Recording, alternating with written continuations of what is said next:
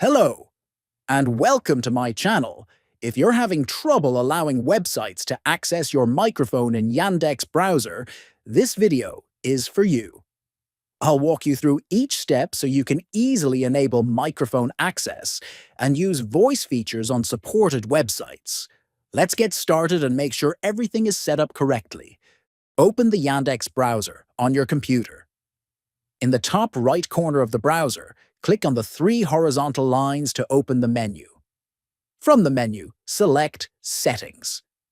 Once in the Settings page, look at the left-hand sidebar and click on Websites. Now scroll down the page until you find the section labeled Advanced Site Settings. Click on Advanced Site Settings to expand more options. Scroll down until you see the option labeled Access Your Microphone, and make sure to select the option Ask Permission. This setting lets websites request access to your microphone. Close the Settings tab.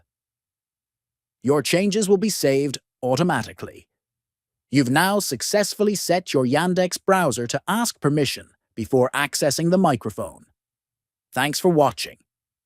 If this video helped you, feel free to check out our channel for more browser tips and tech guides.